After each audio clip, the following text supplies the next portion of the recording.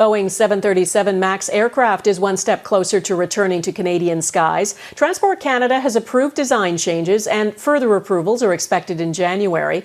All 737 MAX jets were grounded after two of them crashed, killing 346 people, including 18 Canadians. As Abigail Bimman explains, families of the victims say the changes aren't enough.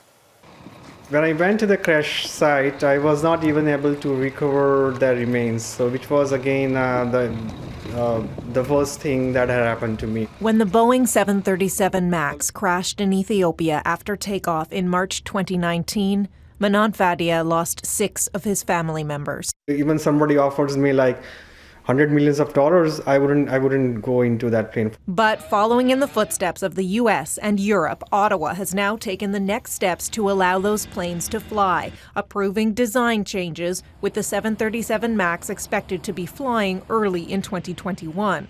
It means that we accept the modifications, but we also have some Canadian modifications. Transport Canada is requiring more changes, training and maintenance, namely allowing the pilot to override what's called the stick shaker warning system. In both deadly crashes, the pilots weren't able to, as faulty software sent the plane into a nosedive. The pilot, who would be trained on this and be very much aware of it since they're flying a 737 MAX, would be able to quickly and easily turn off the system, take control as a pilot, and fly it safely. We're all very disappointed. Robert Clifford represents many of the Canadian families in a case at the U.S. federal court in Chicago.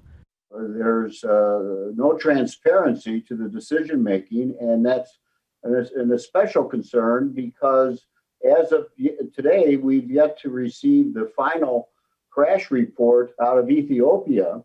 To know that the people with authority could have done something, that's the part that's so troubling. And we have a plane right now, the MAX, that has all these grandfathered hazards on it.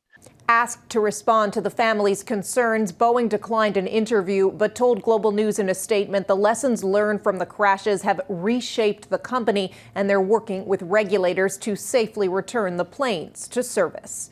Abigail Bimman, Global News, Ottawa.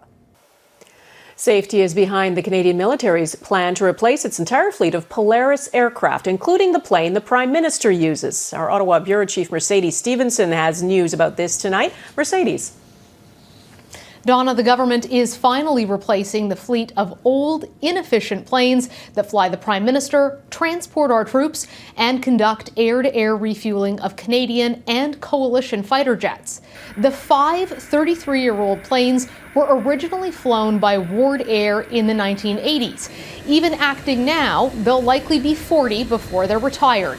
The age of the aircraft means constant and expensive maintenance, as well as dated infrastructure. The Prime Minister's plane has no Wi-Fi, one phone that often doesn't work, and pieces of plastic sometimes fall off the inside of the plane when it lands.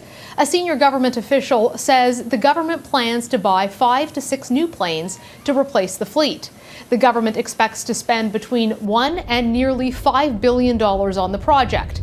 They will be bought from a commercial aircraft manufacturer like Boeing or Airbus.